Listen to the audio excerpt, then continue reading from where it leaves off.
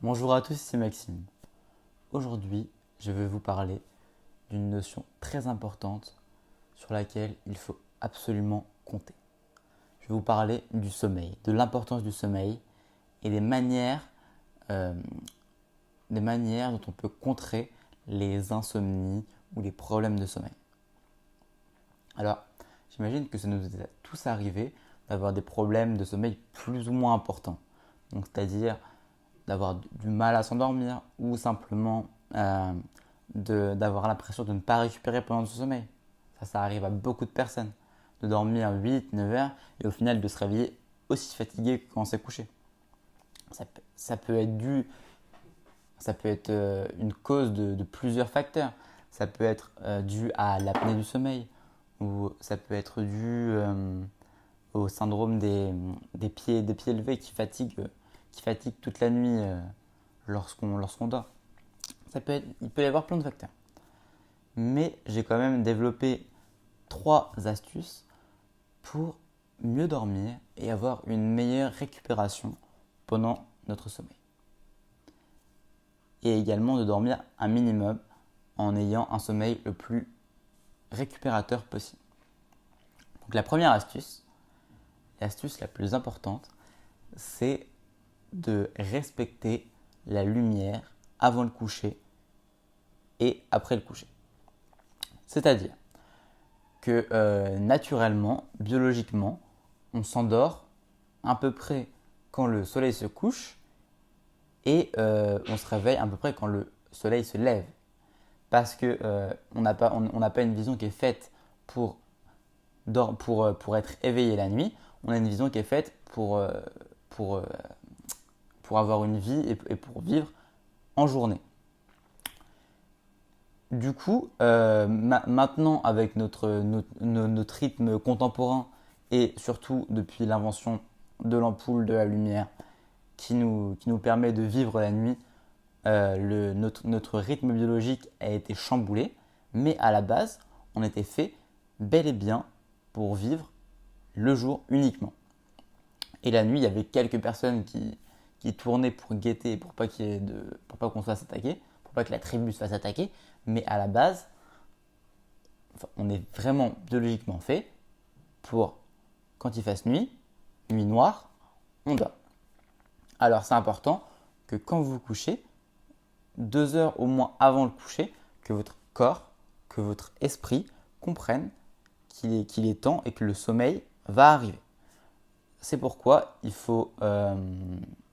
c'est important de baisser la luminosité, surtout de la lumière bleue, donc c'est-à-dire les lumières euh, qu'on peut retrouver sur nos écrans. Donc limiter les écrans si possible et tout simplement de baisser la luminosité. Moi personnellement, il m'arrive carrément de couper la lumière artificielle et comme ça de me coucher en même temps que le soleil. Mais après, c'est moins facile de faire ça l'hiver, évidemment, surtout en France. Quand il y a 16 heures de nuit par jour, c'est plus compliqué. Mais l'été, c'est tout à fait possible, quoi. Et pareil, du coup, quand je me lève, directement, je mets un maximum de lumière pour que mon corps comprenne que c'est le moment de se lever. Il existe d'ailleurs des réveils qui fonctionnent comme ça. Ça vous intéresse. Je ne sais plus comment ça s'appelle, il me semble que c'est des aupes, ça s'appelle. Et qui nous permettent du coup de nous réveiller avec un maximum de lumière à la place d'avoir un réveil sonore. Voilà. Une autre, euh, une autre astuce, c'est du coup de fixer nos horaires de coucher et de lever en même temps que les cycles naturels. Moi, ce que je fais en fait, c'est que j'ai choisi les horaires de 22h, 6h pour dormir. Pourquoi? Après, ça c'est une théorie personnelle. C'est simplement que le jour le plus long commence à peu près à 6 heures et se termine à 22 heures. Du coup, je me suis dit, bon, bah, je vais caler mon sommeil pendant 8 heures. Enfin, je me couche à 22 heures. Donc comme ça, je m'endors à peu près à 22h30 quand tout va bien. Et comme ça, je dors à peu près 7h30 et je suis pile dans le cycle de nuit euh, d'été. Donc c'est parfait. Et l'hiver, c'est pareil, du coup, j'arrive à me caler à peu près sur un cycle 6h, 22h. Et ça marche très bien, avec la lumière du coup artificielle, pour me réveiller. Et une troisième astuce, qui est un peu différente. Hop. Je sais plus de quoi je voulais parler.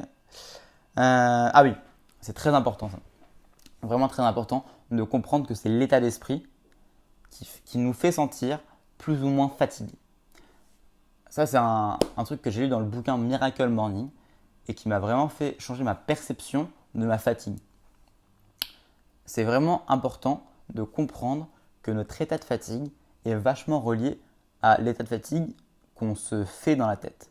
Donc, c'est-à-dire que si tu te sens très fatigué, si même si tu as dormi 8h, 9h, 10h, 11h, tu te sens très fatigué. Si tu te lèves et que tu as dormi que 3 heures, tu as l'impression que tu n'arriveras jamais à boucler ta journée. Tout vient de ton état d'esprit.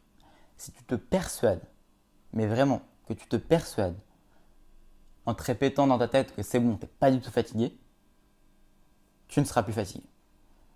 La fatigue, c'est vraiment dans la tête. Vraiment, vraiment dans la tête. Je vous assure, j'ai pendant des années eu énormément de mal avec mon sommeil.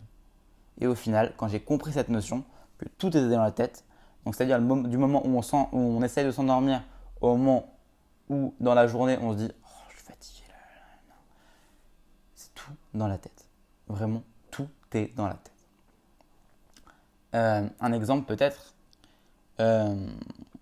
quand par exemple on essaye de s'endormir.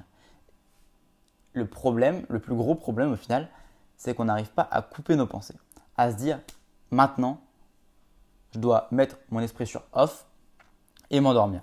C'est notre plus gros problème, c'est un problème d'état d'esprit. Donc ce qu'on peut faire pour avoir une plus grosse emprise sur notre état d'esprit, j'ai fait une vidéo là-dessus hier ou avant-hier.